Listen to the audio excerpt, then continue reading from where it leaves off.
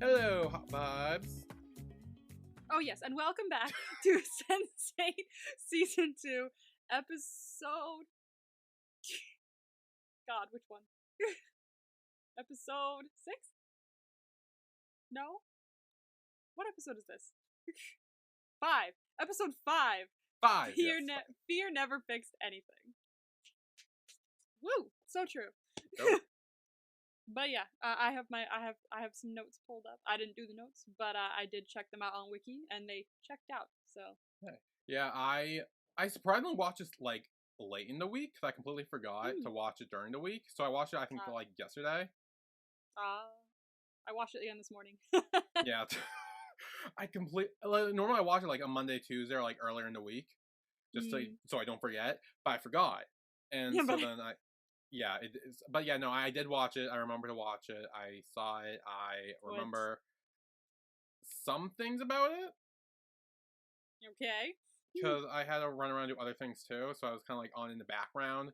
Yeah. But I remember like the most stuff. The most stuff? That didn't make sense. No, it didn't. I remember most of the stuff is what I meant to say. Okay, most of Not the the stuff. most stuff. That's definitely. I remember the most stuff. No. Oh. Oh my god. But how was your week? How was my week? It's time once again for Emma's 911 catch up. So. Oh, I thought it was the break. No, the break is now. Yeah. Oh, duh. The break is now. Okay, 3 weeks between episodes. I might go insane, especially now that I'm into it again. Now they've taken it away for 3 weeks. It's gonna kill me. But this really nice stuff happened. Like he kind of like he told like Eddie, who I actually want him to be with, that he went on a date, and that's what he ran into in the restaurant. He was like, the date was so awkward, man. Because like I'm sure the date was like fine, but we only saw the end of the date when like Eddie walks in, and on instinct, I don't know, Buck was just like, yeah, we're just gonna go to a club and find hot chicks after this.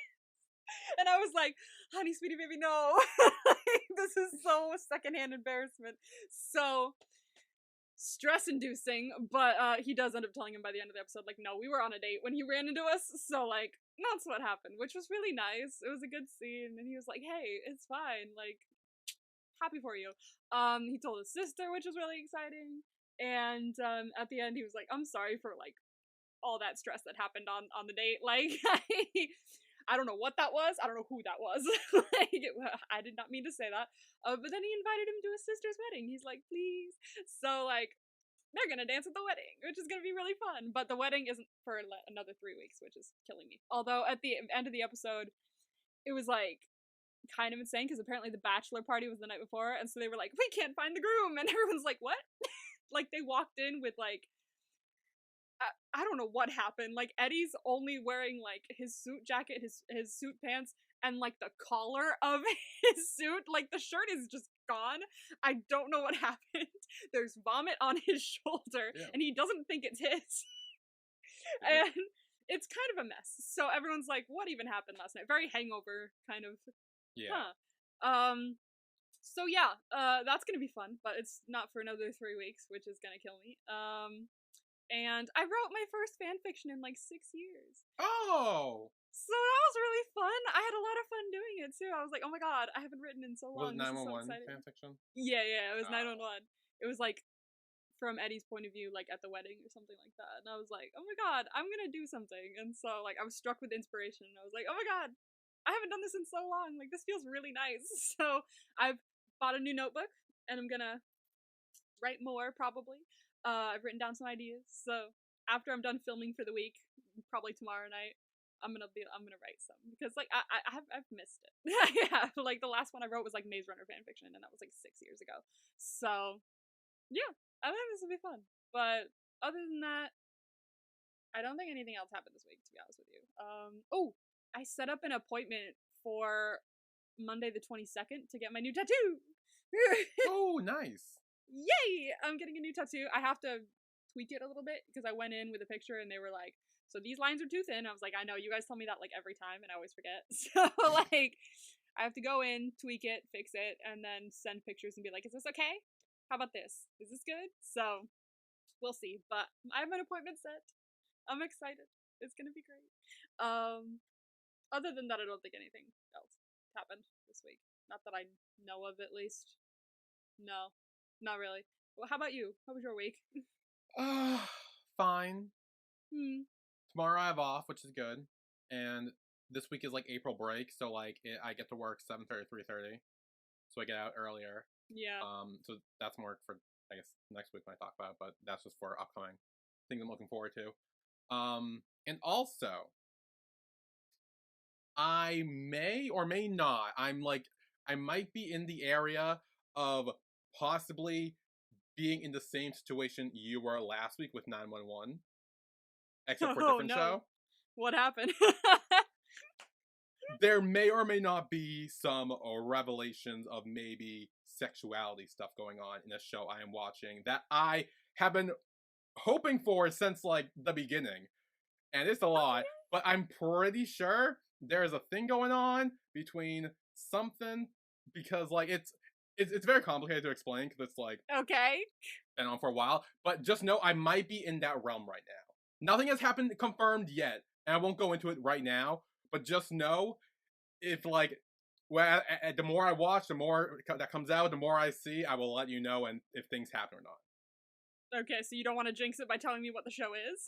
Yeah, I don't want to jinx. I don't want to talk too much about it because I don't want to jinx and mess it up. But I just want to put out there that I may or may not be in the same boat you were last week, coming soon, like at any point. So doesn't it feel exciting? Yeah, it feels exciting, doesn't it? Wow. All right. Well, congratulations. Anyway. Sensate. Yes. Season 2, episode 5, Fear Never Fixed Anything. So, where we left off last time is Jonas apparently has died. Like, cut off, gone. Yeah. And so Nomi and the rest of the cluster joining her are all kind of sitting on a bunch of rocks by the water. They're kind of mourning Jonas. They're like, oh god, what do we do now? So, that's where they're at on Jonas. They're just, like, stressed. And sad, obviously. But first, our first, like, storyline of the episode, we see Capheus. And he's visited by Coleman Yaga, who is the head of the Kenyan Democratic Reform Party. And so he lets them all in, and they talk to him about how they can no longer really stand by and let the injustice happen, and they need Capheus' help to stop it. They want him to run for office. So that's kind of an exciting development for Capheus. And he's like, is this a prank? Like, are you serious? And they're like, no, we're very serious. They saw him on, like, Kobe Kahara, and they believe that what he was saying, he can affect some serious change. And Capheus asks any of them if they're from Kibera, but they're not. So he's like, okay, well, then you don't see what has been happening. Like, he thinks they should leave before his mother returns, shows them out. He's like, no, you guys gotta go. Like, this is not happening. And Koman says that he doesn't really need to be from here to see the injustice. Like, yes, it would probably be, more effective, I think, to him if he was from here and seeing it firsthand. But he's like, that's why I think you would be great to run, because you see it firsthand, everything that's happening, and you want it to change. And Capheus says, look, I don't think I could help you. I'm not a politician. And Coleman kind of, like, reiterates what Capheus said on Kobe Kahara and says to him, we're not looking for a politician, we're looking for a leader, which is exactly what he said last time. Yeah. So, and evidently, Capheus seems like he could be a great leader. So. Oh, yeah. That's something we are following with Capheus now is maybe something, in the office, running for office, governmental kind of range. So now with Sun, we get a really nice happy reunion. Yeah. Yeah, she goes back to her trainer's house and she's reunited with her dog who's so happy to see her. And she's happy to see her dog and it's just really nice. As she's hugging him, her trainer comes over and they also hug and he welcomes her home. So she's going to be staying with him. He has a place for her, always. He's basically kind of, while her father wasn't really much of a father figure to her throughout her life, whether he changed in the end or not, this man was more of a father figure to her. Yeah, no, I definitely saw that. Yeah. Although I will say, I noted how it wasn't exactly smart for her to return to this guy's house, because obviously we see later, like, when they find out she's gone and, escaped, odds are they're gonna go to here. True. But So, at least they send someone specific and they don't but send yes, they someone do, else. so it's fine. It's okay. It's someone who's probably on our side. Yes. So now with Kala, she's a little distracted as she's sitting in her father's restaurant. He's trying out some new recipes and having her taste them. And she's tasting it. She's like, oh, it's good. It's good. And he kind of notices she's not listening. She's like, I put some shoe leather in there, some black spiders, some horse shit. And she's like, yeah, my favorite. Yeah, wonderful. So good. Like, she's dazed, staring off into she's not paying attention at all. Not at all. And she finally realizes what he said. She's like, sorry. And he's like, do you want to talk about it? And she's like, my house, my job, my husband, everything's perfect. And he's like, yeah, your bodyguard over there too, apparently. And she's like, it's kind of a small price to pay for all the good fortune in my life right now. So, I mean, we'll see how true that is going forward, but something's on her mind, obviously. Yeah. So with Nomi, they're kind of still like researching, going through things, and Amanita has apparently found a connection. She's found the manufacturer of Angelica's equipment. And she found it through Raul's photos. Apparently the electronic company that supplied stuff to her, that she bought it from, it also supplies stuff to the University of Chicago. She's like, there's a little connection there, because that's where Colovi works. And that means Angelica could have taken her research to Whispers and Colovi. So that's our connection for the moment. And they're interrupted by Bug, who has found a solution, apparently, to Nomi's problems. And he says, well, he figured Bendix is not going to leave you alone, because he keeps following Amanita everywhere she goes, and Amanita comes back here, so it's still a constant problem. And so as long as you're alive, he'll always see you, but maybe he'll stop if you're dead. Yeah. And she's like, what are you talking about? We're not going to kill me. He's like, no, I'm talking about E-Death, which apparently is like a redaction protocol for when someone's been renditioned and they want zero accountability, like in the NSA or the CIA, things like that. So basically killing someone. But is this a real thing? E-Death? I think maybe. Let's look. Actually, I'm curious. Is E-Death real? Nope, that's Detch. No. I said that very wrong. E-Detch. E-Death. Is E-Death based? What is E-Death based on in Sense8? Is E-Death inspired by an existing program? Composed to E-Death hackers? Maybe. Yeah, kind of. Maybe. Not really. No. Everyone's asking about it.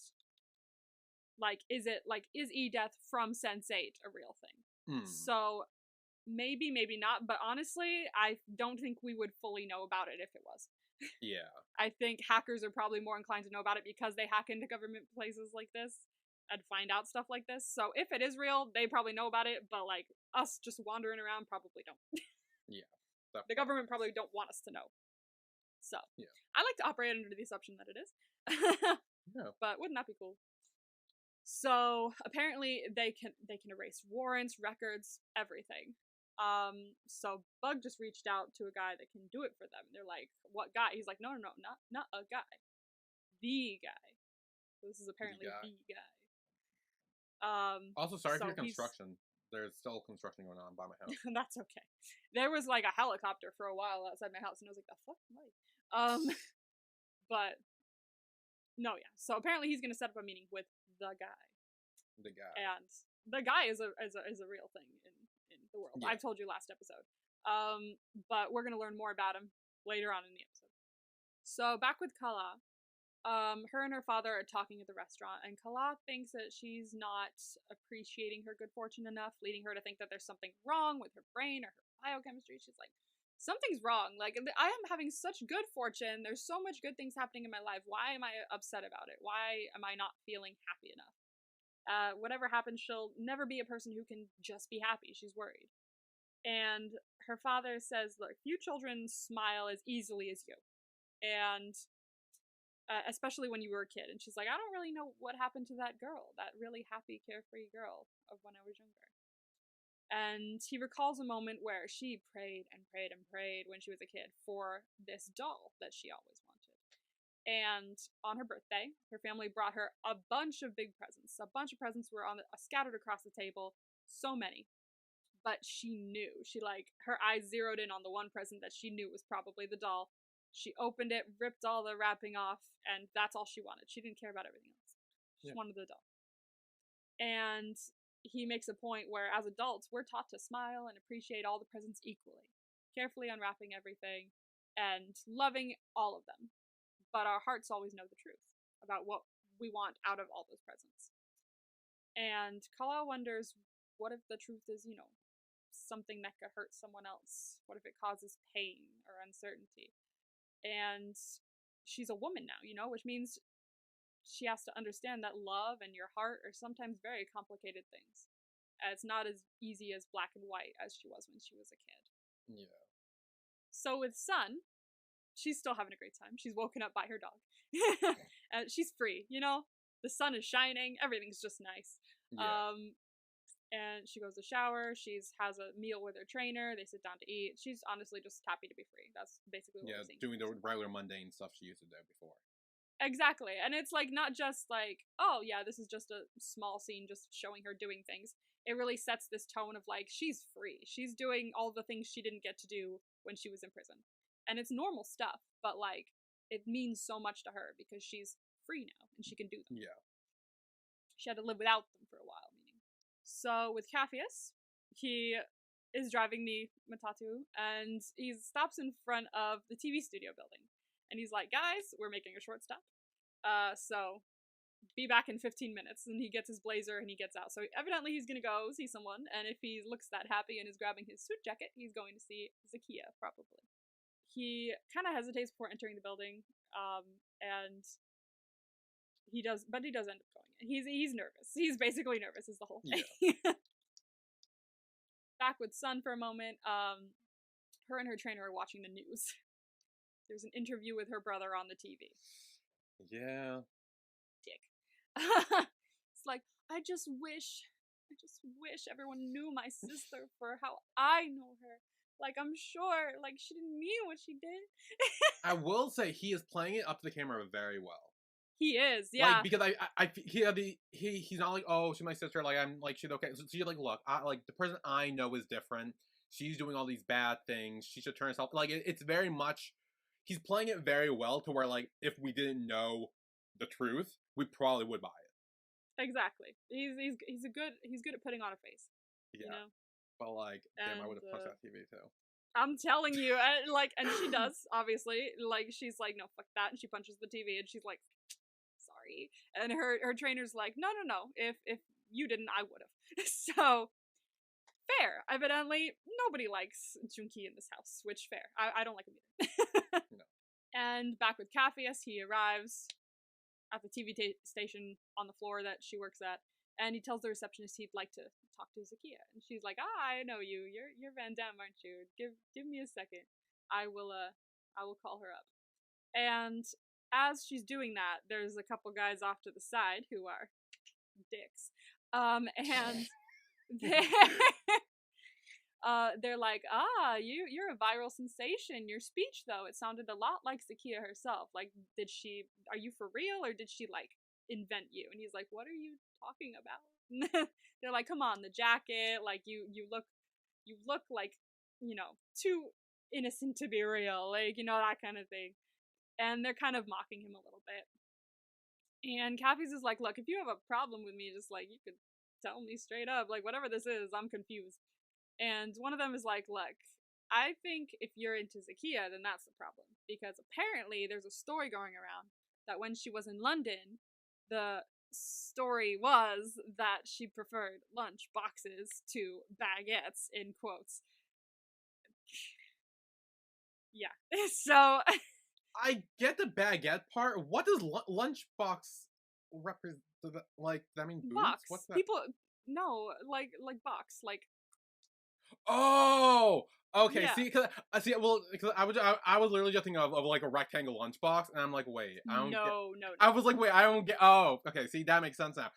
And I didn't pick up on it at first. I was like, wait, I Yeah, don't, yeah, yeah, yeah. yeah. That is the story. So that's what they mean by that. And he's like, "What are you even talking about? Like, just speak clearly, for the love of fucking God." And He's not picking up on any of these euphemisms. all these metaphors. um, and apparently, they're like, "Dude, she's into girls, so you don't understand a chance. You don't stand a chance at all." And he's like, "Oh." So he goes back to the receptionist, and she's like, "Ah, apparently she's in meetings all day, and she can't be disturbed."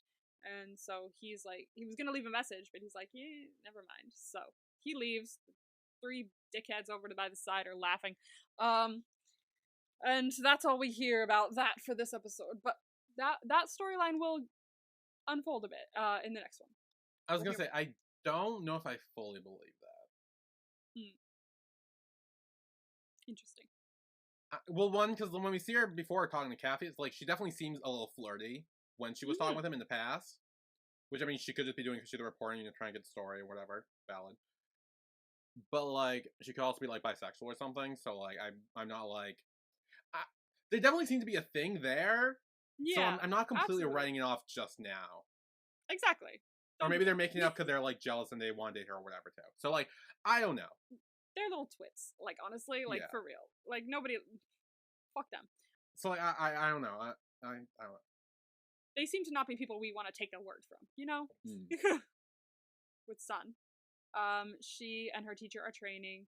She's beating up this punching bag, and he asks her if she has a plan. And she's like, "I have no plan, but I do have an enemy, and I won't stop until he's dead." Or she is. Like, it's like, well, let's not die. But I mean, I'm all for killing Junki, not gonna lie. So she kicks the punching bag so hard it falls, and the trainer's just like, "Yeah, good plan." Like, solid plan. Kill Junki. Totally down. So with Will and Riley, Will is woken up by whispers. He appears in the loft that they're in, and he's being kind of creepy. He's like, "Oh, I love watching a woman wake up before before she puts herself together and puts herself on, like she's so innocent, da da da." And he's like, so he's being a creep. And Will tells Riley that Whispers is here, so she goes to grab the blockers, but Whispers is like, "It's okay. Because of you, I have the most secure position in BPO now. Thanks so much. So let's be honest with each other now. We don't need to lie. We don't need to block anything out. Let's just talk."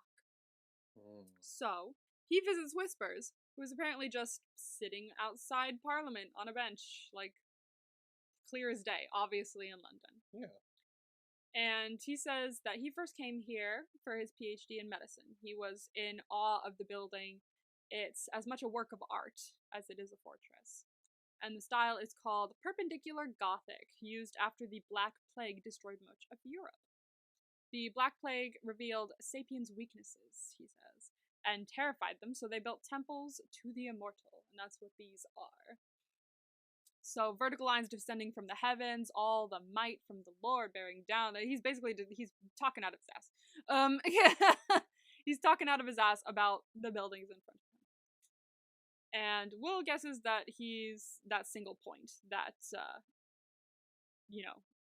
they built this thing to. It's like, "Oh, am I the thing?" And he's like, no, I am. Because apparently he's fucking God incarnate. Whispers is very self-centered, if you will. Believes he's the be-all and end-all. He has an ego. He doesn't expect Will to get him or his work. He's trying to engineer a future with a species that is more intolerant, possessive, and violent than any species in the Earth's history. Sapiens have shaped this world, led by their fears, and nothing terrifies them more than people who are different.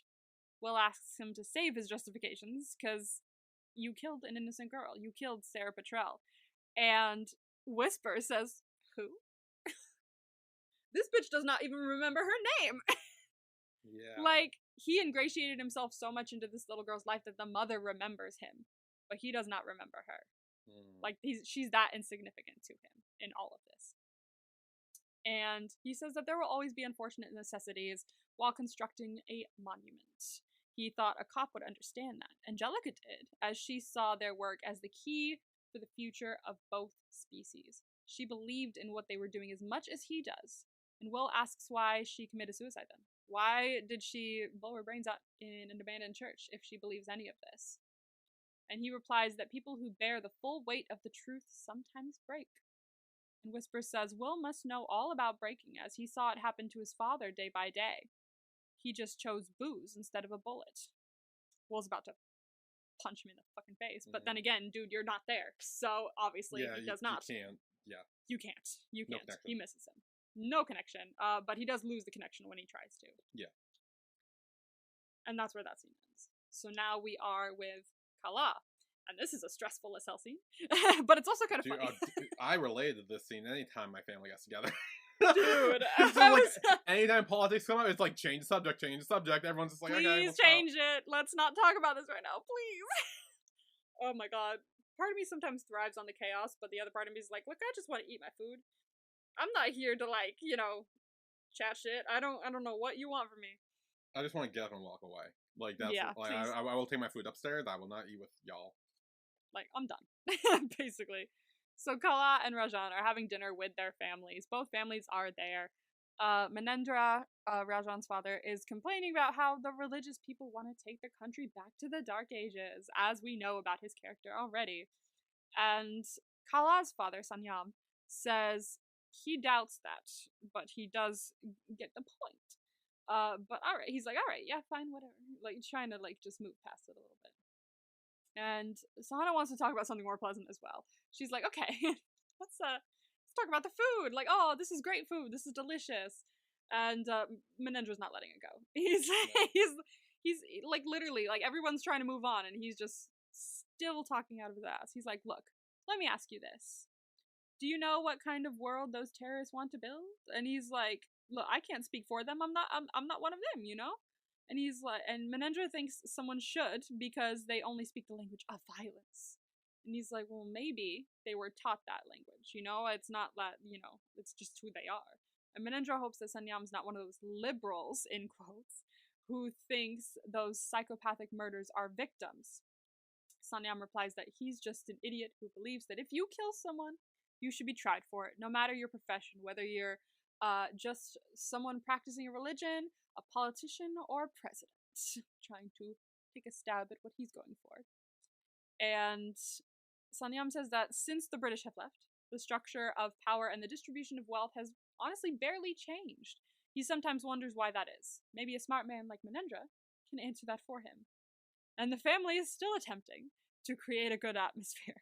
They're like, can you pass that? That looks delicious. That looks just gorgeous. Wonderful spices. Fantastic. And it does not work. Menendra, it reminded me of this one time. It was I think it was me, my mother, my grandfather, and my great-grandmother. So my mom it was my dad's father and my dad's grandmother and my mom and me. And we were watching Family Feud, and I forget what came up. It was something where no, it's not even what you think. It's something where like I'm trying to remember how it was so uncomfortable. But it was like, so my great grandmother must have misinterpreted or misheard something. Yeah. And says like she didn't like it when people like assume like she would like who like it's maybe Italian or I don't know. Well, like whatever it was, something like that. Yeah. She didn't like it, and I guess I don't know something, and then maybe said like, oh, something where like my mom like probably doesn't get that or like wouldn't understand it. I don't know, something weird like that. Something where she said something about where like my mom couldn't relate or whatever, and my grandfather got so fucking pissed. He started screaming at her. Keep in mind, this is his mother. He's screaming to. Oh my God. Calling her out. It was very uncomfortable. And me and my mom are just there, and we're like Family Feud's on, and we're just like, oh, what is the top 100 places to go on a date? I don't know. Oh, how about a restaurant? Yeah, that's good. Amusement park? Yeah, that would work. And we're just like trying to like not because it's like after it's like awkward silence. Yes, there, trying to fill the silence. It was so uncomfortable. Oh no. Yeah, I forget what exactly the reason was. But like it was something where my grandfather ended up screaming at my great grandmother, his mother, to I guess defend my mother, or like because he Oh. thought that she was saying something bad about her, and he was defending her, or thought he was. I don't really know the whole story. All I remember Yeah. is me and my mom were just awkwardly trying to guess Family Feud The answers to chaos. fill the awkward silence. Honestly, if ever I'm in like situations like that, if I'm in the subject, like if someone like says something to me and I'm like, hey, blah blah blah, and we get in an argument, I'm always like, let's just not talk. I'm not one to be like, let's not talk about this now. Let's focus on the TV. If I'm inside the argument, if I'm inside the argument, then I will continue because I am a stubborn bitch. But if I'm outside of it, I'm like, can you fucking shut up? Like, Yeah. let's not yell at each other, please. Yeah. Jesus. Yeah, no, it's definitely a tense atmosphere to be in. Yeah. And his father continues on, saying, society doesn't change because human beings don't change. Like, not everyone is born to be a leader. Like, not everyone is born to be a cook. And I'm like, this bitch really just insulted his cooking. And Sonya was like, oh, yeah, I understand. I've spent my life in the kitchen learning how to cook. That's my destiny. While inheriting a fortune was yours. Like, basically, your lazy ass didn't do anything to get where you are. Okay, tense. So Rajan's like, wow, so we have a meeting. This was lovely. This was just great. We need to go. So everyone starts, packing up, like, oh, these family dinners weekly are just wonderful. Bye. So yeah, if you cannot diffuse a situation like that, you gotta just leave, because like at that point, it's like there's nothing else you can do. There's not much we can do, so we're just gonna see ya. So now with Lito, we see him for the first time this episode, and him, Hernando, and Daniela are going through all these scripts that he received, and none of the roles are good. None of them are good. Most of them are actually quite offensive. Apparently, like, one of them dies of AIDS. Another is just giving blowjobs as a career. Like, it's just, like, bad. Like, all of them are very stereotypical. And Lito's like, great, this is how careers end, I either accept the role I hate, or I'm forgotten. I've been typecast, which is the true death of an actor. And Danny's like, you still have fans, though. And he's like, no, I had fans. Social media proves that nobody really wants anything to do with me. And Hernando's like, well, there's no way that's true. Like, come on, like, here's something here. An all expenses paid trip to Sao Paulo. And it's an offer to be the Grandmaster of the Sao Paulo Pride Parade. Which, Sao Paulo's Pride is, like, one of the biggest prides, like, in the world. It's huge. And so this is a very exciting opportunity. Daniela's really excited for them, but Lito doesn't think so. He's like, no, I think this is I don't want to do that. And Hernando's like, no, I think it's a good idea, though, because you get to see how many people are inspired by what you do. There's a reason they offered this to you, It's not just because you're gay, it's because people look up to you for coming out. And Lito's kind of worried more about the damage it could do to his reputation, I guess, as an actor. And he goes on again about being typecast, being a prison for an actor, Yeah. And he's trapped there because of who he is. It's hard to face that there may be no way out of it. And he grabs some booze and retreats to the bedroom. So he's not doing great. Yeah, this was a conflicting scene, I feel like. Because, like, I definitely saw both sides of it. Yeah. Like, I definitely see where Hernando and Danny were coming from, where it's like, oh, no, like, they're doing because, like, they like you and they look up to you. But also on Lito's end, it's like, he already, by all the scripts, he clearly seemed to be typecast and everything. Like, being a spokesperson for it won't help that, really. Yeah. It might just play into it. And, like he says, like, oh, he being typecast like the death of an actor. So it's like, it's kind of, he's stuck in that thing. So I was kind of like, I definitely see both sides. Like, he's definitely have a hard time being like that. His dream feels like it's stuck in a rut now because everyone's just like, oh, you're the gay guy, so you get the gay roles. And he's like, what does that even mean? Like, all he's getting is like really upsetting stuff, and it's probably like just killing him inside because things have changed so drastically. But I also do see where Hernando and Danny are coming from. Yeah, because, like, this could be great. And also you can get a lot of positivity from all these people that want to see you here. Yeah. Like, it would be good, like, self-esteem. It would. But he does not see that people. right now. He doesn't see that right now because all he sees is the negativity that's currently in front of his eyes. Which, and I get that too, because it's like, again, he's gay, but like also it's like part of being an actor is doing things you don't do in your real life. Exactly. And so the fact that now he's typecast as just all the gay roles is kind of like, oh, like, that's not good. And if he does go to this thing, which it seems like he's going to at the end of the episode, if he's going to go there, it's just going to feed into that. Like, odds are people are just going to see him as, oh, he's a gay guy, let's give him gay roles more. And like, that's all it's going to be stuck with. So it's kind of like a... Yeah. I don't want to say a lose-lose situation, but kind of just like a sticky, unclear way. Very unclear. Yeah. He doesn't know what to do or where to go from this point. So, very much stuck in a rut. Yeah.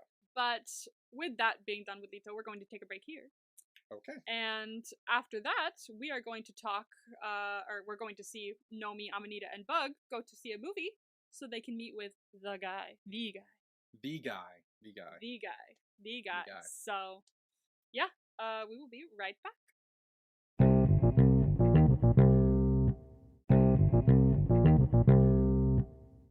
And we are back with Sense8 Season 2, Episode 5, Fear Never Fixed Anything. Yeah. And we start off with Nomi, who is with Amanita and Bug. They're going into a cinema. And they're going to meet with the guy there. And Nomi's kind of surprised to see that the leading actor in the film that they're sitting in is Lito.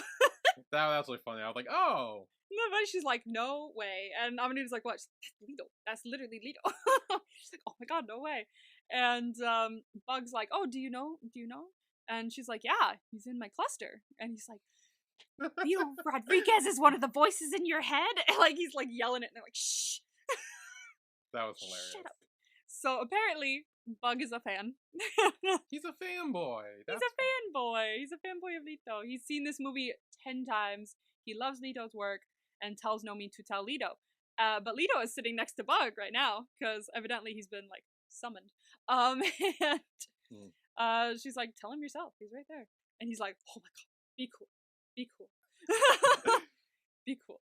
And he leans over and he talks to him in Spanish. He's like, it's an honor, senor. It's an honor. And Lito's like, well, thank you. And Nomi's like, you can speak Spanish? And he's like, yeah, it's the Bug's native tongue. So, Bug is very excited that Lito's around. Loves the movie, is quoting the movie, and it kind of gives like a nice little like push in Lito's like self-esteem a little bit to see someone enjoying his work. So I really like this scene because, you know, I think he needed that. That's good. I agree. Very good for Lito. Before we see more of what happens there, we go back to Kala, who joins Rajan as he's talking to Ajay, who we saw in that one episode in the art gallery. And apparently they're just going over plans for this new tower, and Kala's like, oh, very impressive, yeah. And she's like, can you actually excuse us because I need to talk to Rajan? And so Ajay is like, no problem, but your office could be in the new tower one day, all the way at the top. Ooh. Like, he's like, they're talking business, you know? And he leaves. And Kala wants to talk about the inconsistencies in a bunch of the reports between their drug samples and the quality reports. She's like, these two things aren't matching up. I don't understand how some of the data from the Controller General, it's just not there. It's like not matching up right. And Rajan's like, I wouldn't worry because all that the CG wants is for us to tell them that they're doing everything that we can and it's all going fine. He's been through it a million times with their lawyers. All that matters is that they ship on time because their clients depend on them like he depends on her. He's being all, oh, I love you. And it's a little inkling of something that we'll learn more about later. Yeah. But there is going to be something in that area that's like, ugh, yikes. But back with Nomi. Amanita and Nomi ask Bug where this guy is. And the Bug, guy. Yeah, the guy. Like, guy. Where's your guy? He's like, no, not my guy. The guy. The guy. It's the guy. And suddenly they're greeted immediately by someone appearing behind them in an anonymous mask. Anonymous, as I Yes. mentioned last week, is a very popular group of hackers who are very much like Robin Hood, but not Robin Hood, you know, like they're very much, you know, anti-capitalist. They hack stuff and they tell secrets that the government is trying to keep, like things like that.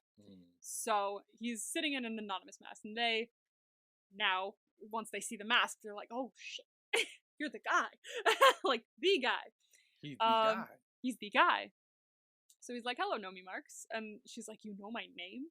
And he's like, yeah, we've had eyes on you for a while. They know what they did, that she did for Bug. They remember that, and they kind of looked into her troubles when Bug asked them to. And they discovered that she's Homo Sensorium, because he's like, how many languages do you know? She's like, 7 and some shitty French from high school. And he's like, yeah, you're Homo Sensorium, aren't you? And she's like, how do you know that? Do you know about us? And he's like, anyone who's interested in the truth knows about Homo Sensorium and those 3 ugly letters. And she's like, BPO. So they know everything. They know about BPO, they know about Homo Sensorium and all the troubles there. He says that's one of the companies that needs to be taken down. They don't know how yet, because it has more money and autonomy than any other group. Like, more than it should. And that all testifies to one thing: how afraid they are of people like Nomi. All these resources they have are to fight Homo Sensorium, which means that they're terrified because of all the shit they got. And the only thing they can offer Nomi is invisibility, which is like a key, evidently. It looks like a key, it has a skull on it, but it's a flash drive. And if she accepts, she will owe them a favor.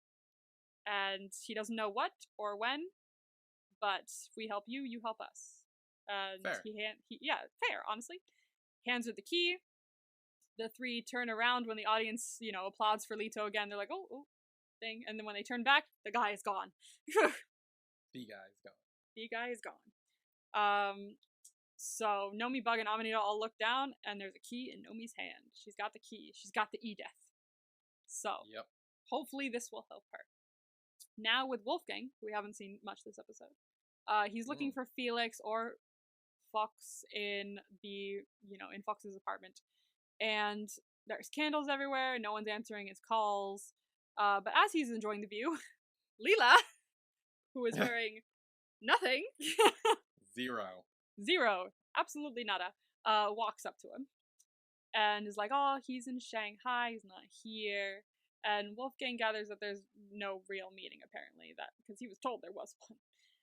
But evidently not. She is lying in a bathtub, taking a bath, and she thought it was time for them to get to know each other better. And Wolfgang's like, look, what do you want? This is getting kind of annoying. And she wonders if she's being too subtle then, if he is actually asking that. It's like, maybe a little. I mean, she shows up to you wet and naked. I feel like there's very few things that could come of this, real. I'm just saying. Yes, evidently she wants something very specific. He doesn't want to play all her games, though. He's like, no, I'm like, will you just tell me what the fuck you want? And so she comes out onto the terrace, puts on a robe, and she apologizes for the fake meeting, but he must know what's going on. Sebastian is going after the kings, apparently. So we learned about these kings when they were like, hey, Wolfgang, come home, because maybe that'll stabilize everything. So apparently Fox is now going after all of these guys. It might work out for him, or it won't. Leela's going to make sure that it works out for her, though. And she hasn't met someone as tempting as Wolfgang before, so she wants to know if maybe he can help out. And he repeats that he's not interested, like he told his aunt and the other guy. I don't care about this whole king shit. I really don't. Yeah. Leela's like, I think we need each other. But Wolfgang says he doesn't really need anyone, and he leaves. So she's not getting through to him that much. He's very dead set on not really wanting to be involved.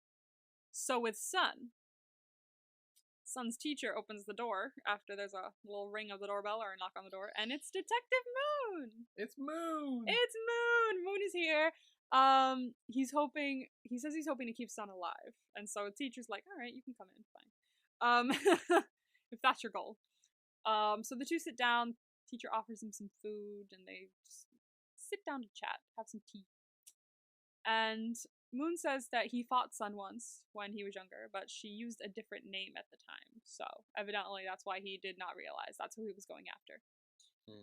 The teacher explains that her father didn't approve, and that's why she did use a different name. Yeah. Moon recalls that he was kind of stupid like that. He was cocky, and she pretty much kicked his ass. And he's like, yeah, she does that a lot. And flashbacks show Sun very easily winning against Moon. And he's like, yeah, I never forgot it. It's been in my head for a very long time. Well, I love them. Love at first fight. He's become better, honestly, because of her, he says. And he asks what he thinks about the accusations, everything coming out on the TV. And he's like, the woman he trained and knows personally isn't the same woman that the TV is talking about. I know that.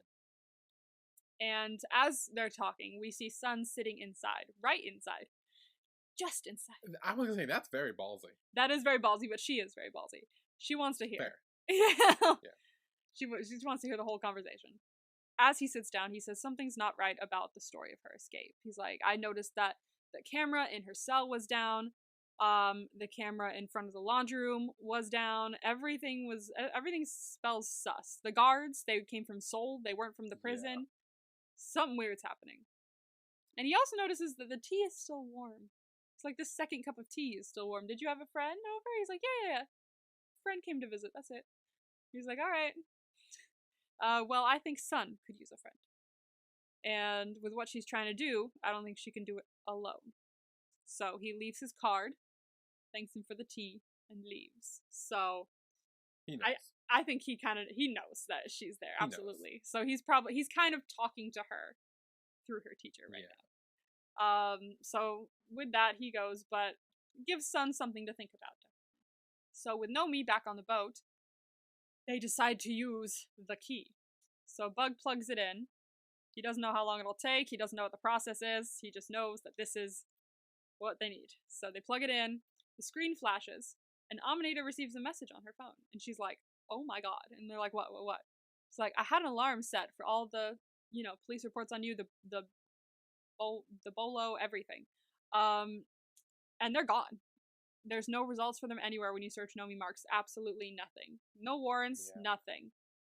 So, and right when they notice that, a message appears on the screen that says, we the dead welcome you. And I'm like, oh, it's kind of cool. Honestly, I've always wanted to fake my own death. Period. Like, why not? Right? I want to fake my own death. That'd be so fun. I mean, I don't want to, worry people, but, or make people sad, but imagine living with zero worry. Yeah. Imagine just being able to leave all your current problems behind. Yeah, because no one knows who you are because you're dead. Exactly. You're dead. Just fuck off to some island somewhere and just live, Yeah. Without having to worry about the internet. Or, I would honestly drop everything. I'm not good at,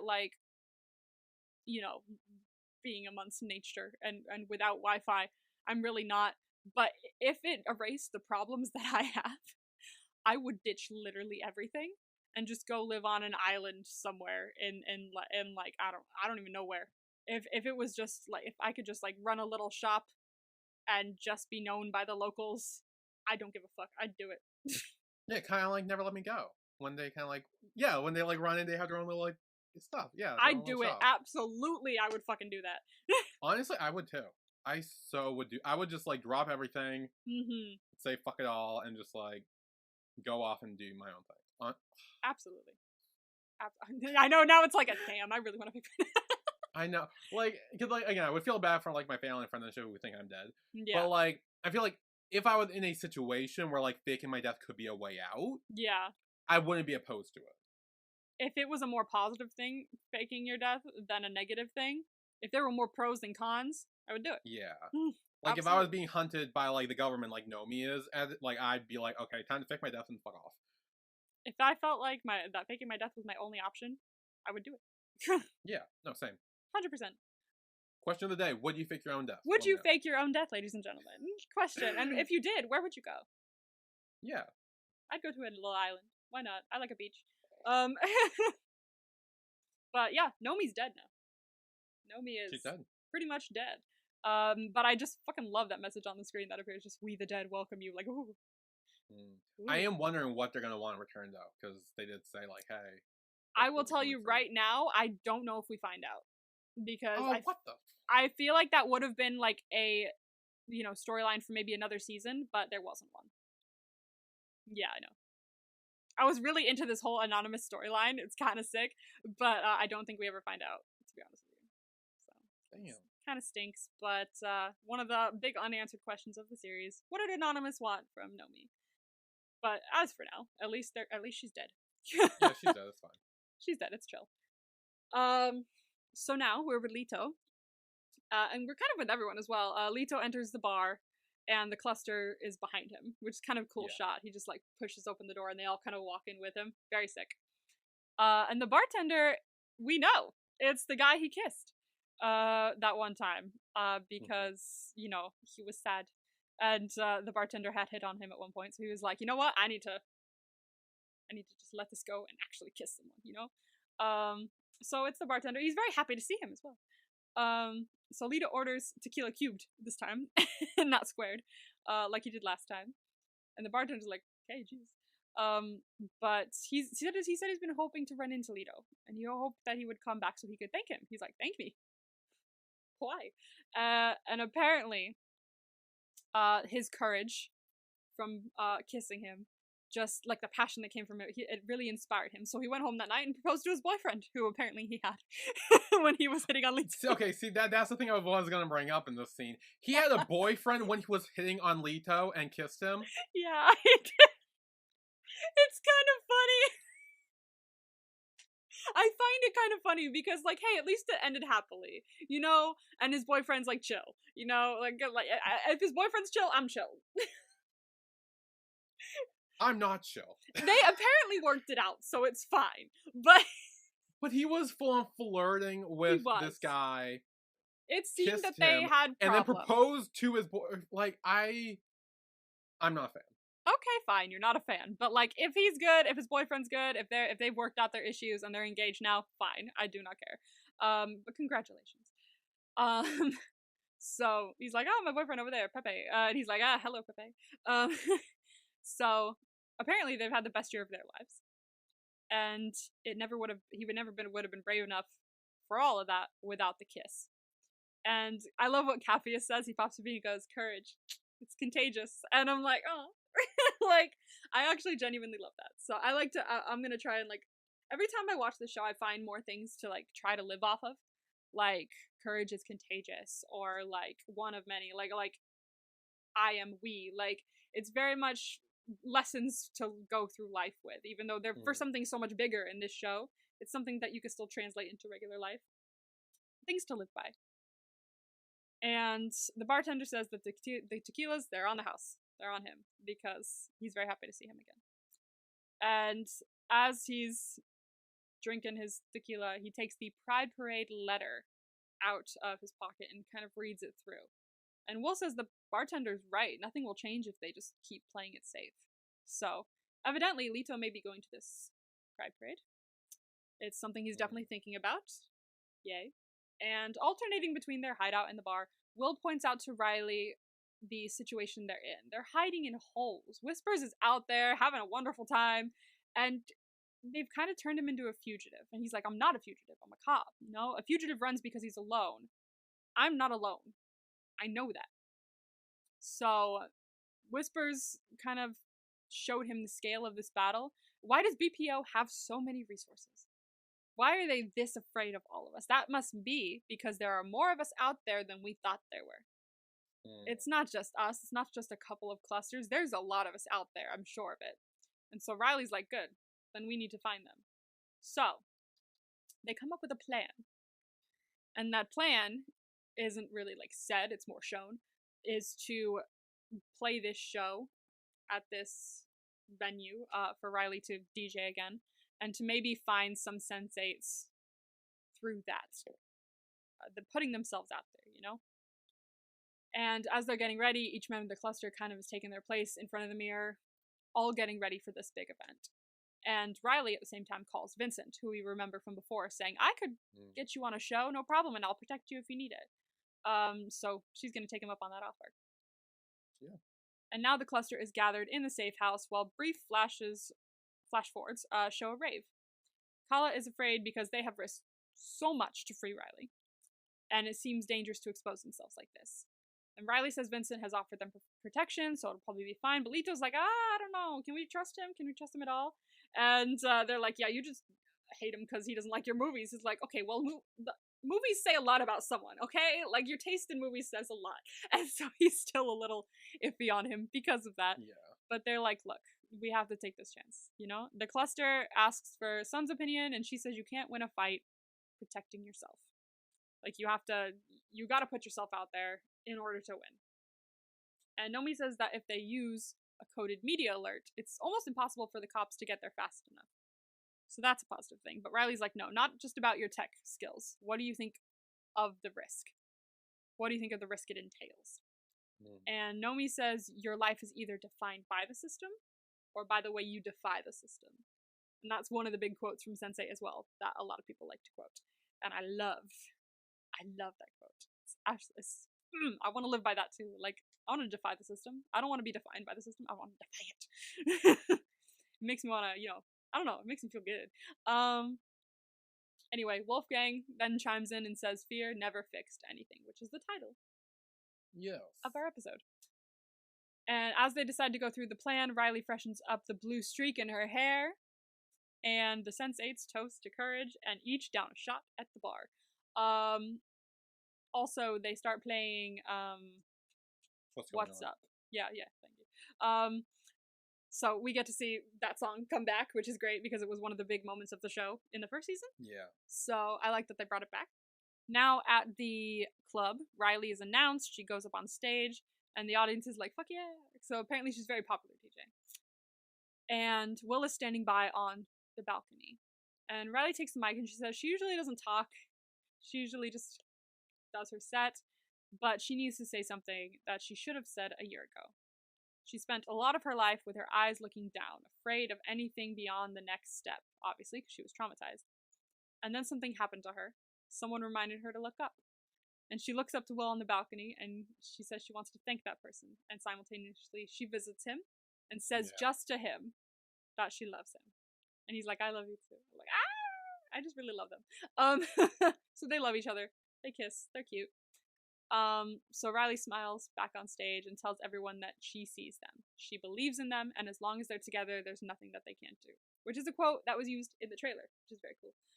Season 2 trailer. I love that trailer. It's beautiful. I reacted to it a while ago. It's great. And I would show it to you, but there's probably clips in there from future episodes of the season. So I was gonna say they're probably spoilers, so I wouldn't. I ain't gonna do that.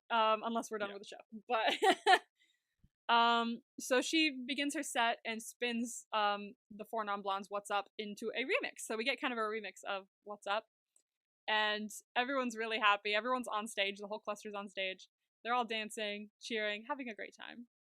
And also on the balcony, we see their name is Bodhi. I will say that now. The one with the tattoo on the back of their head. Mm-hmm. We'll see more of them a bit later on. While Puck is in the audience as well, downing a drink. So we see Puck again. And Riley then shares eye contact with a weird-looking man in the audience. And he then appears next to her on the stage. She's like, oh, shit! Like, it's like, oh, no. And he books it, flees the rave. So we have a new sensei kind of in our corner. This guy will come back. And he will be quite important throughout the rest of the show. Oh. I love him, by the way. I would like to point out that this actor is named Sylvester McCoy, and he played the 7th Doctor in Doctor Who in the 80s. So, I know him already. And so that means there's 2 now actors from Doctor Who that have been in the show. Freema Agyeman, who plays Amanita, was a companion of the 10th Doctor. Right. I think you mentioned that very early on. I know I must have. And Sylvester McCoy, who was the Doctor. So, fun things are happening. When I saw him in season 2, I was it's Sylvester McCoy! But I love him. He's a great actor.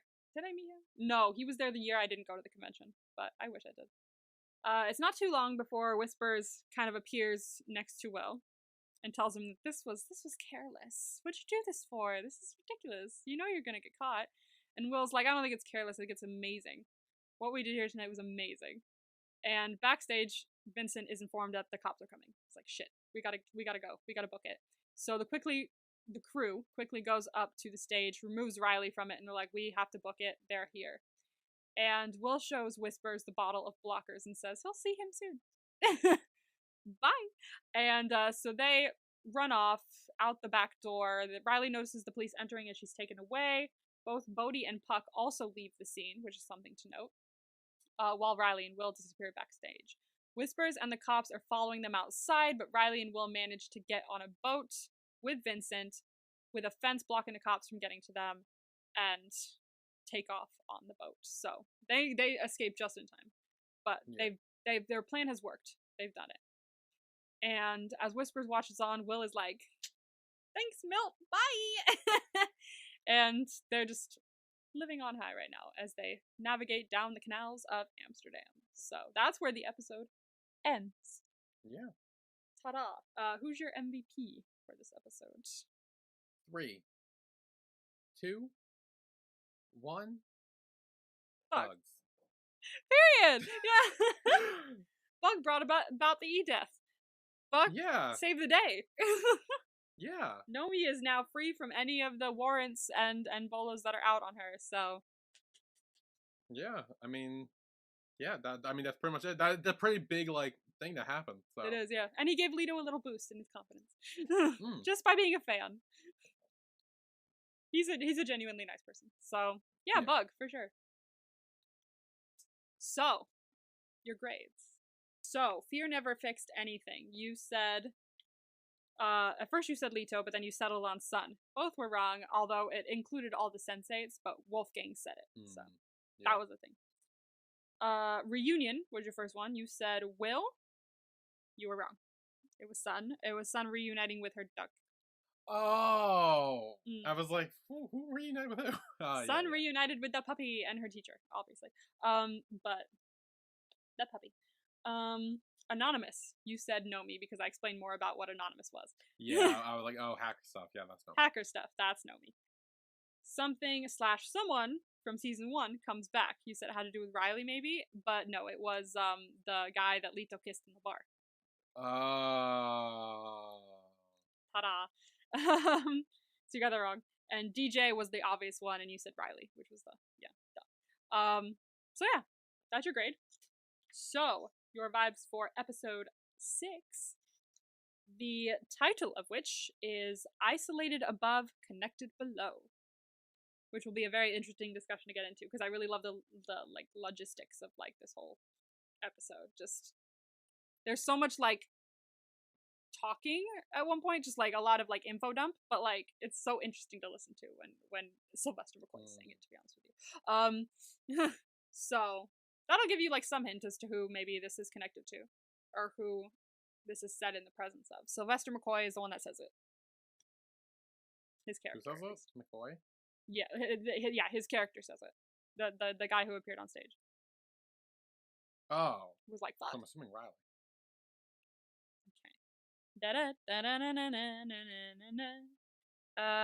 First vibe, Pride.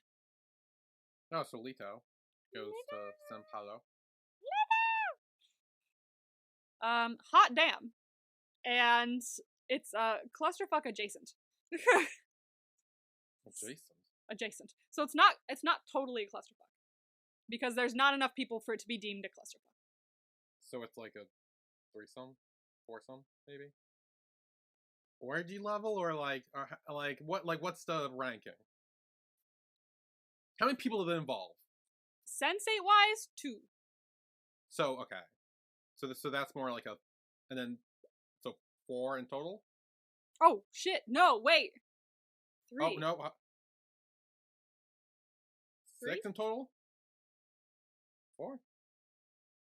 I'm just saying that it involves 3 sensates. Okay. But it's still clusterfuck adjacent. Because I don't think they might intertwine, but I'm not entirely sure, to be honest with you. But it happens at the same time. If they do, we can just name it clusterfuck 2.5. 2.5. 2.5. Which might be if it does end up being the case. But okay. That means you have 3 chances on this. I know, but I'm like, okay, hang on. Will and Riley is the one that's throwing me off, because like they would be together, but they were also counted as 2 sensate. So then there's only one other person in it. Or is it like Are we talking like Nomi, Lito, and who else? Maybe Kala? Maybe Wolfgang succumbs to Lolita. This I don't think you're gonna get, to be honest with you. Does Sun and Moon have sex? I don't know. That'd Do be they? nice. I don't know. I don't know. Do they? I'm not. I can't be like, yeah, for sure. Like, you gotta guess, man. I know, but you threw me off with the whole like adjacent stuff. I know. I'm gonna say People fuck. There you go. well, yeah, well, I know that. Forget but, adjacent. Like, it's who? Okay, I'm gonna say. I'll say Will and Riley. Okay. And then maybe Nomi. All right. Will, Riley, Nomi. All right. I don't know. That's probably way off. I don't give a shit. Your next vibe is someone gets shot. It's not a sensei. Oh, fun. Oh, not a sensei. It's not a sensei. sensei. Friend or enemy. Or Can't say. It's not a friend, I guess. It's not someone that's close to a sensei that gets shot. Not someone they're super close with. Is it someone we know and like... It's someone we've seen before. And I will say this, the senseis don't do the shooting either. Well, I figured that much. Okay. We're all about peace here. Yeah, that's a lie. I was gonna be like, hello, son. Okay. So I'm guessing a sensei who is like adjacent to really? Yes. I'm gonna throw a wild card out there and say Cassius. Hey. That's such a stupid guess. I now realize that I guessed it, but I really don't care. Let's just keep going. So your last vibe, I'm gonna explain this. I'm gonna say this word and you're gonna be like, the fuck does that mean? I will explain it. I will explain it, I promise. The archipelago. So, the archipelago refers to, it's actually connected to the title. Isolated above, connected below. And you'll learn more about what the archipelago is, but it's basically... to not give too much away, it's basically a...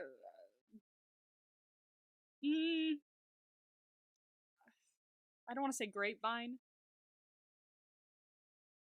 It's like it's a way to communicate, kind of. That's as much as I can give without spoiling, kind of. That gave me nothing. I'm sorry. But I did give you something. It's connected to the title. So Riley again? Because Okay. I guess Riley for the title, and it's a dude who was there, right? Okay. You said? I shall give you Riley. Alright. Those are your vibes for the next episode. Oh, I know. But I really love the next episode because of the information that we get in it. It's just really interesting. Okay. And also because of like Pride and everything like that. Like I'm gonna tell you right now, there's a shot from Pride, because obviously you know about it because I just told you. That is on my little poster for Sense8. Oh, cool. I love it. I love that whole scene. And this, I'm excited. Anyway, so that was Sense8 Season 2, Episode 5, Fear Never Fixed Anything. We will see you next week for Season 2, Episode 6. Connected, what was it? Connected above and isolated below. No, isolated above, connected below. Other way around. Isolated above, connected below. Yeah. Voila. Anyway, we will see you all next week. See you next week. Bye, everyone. Bye.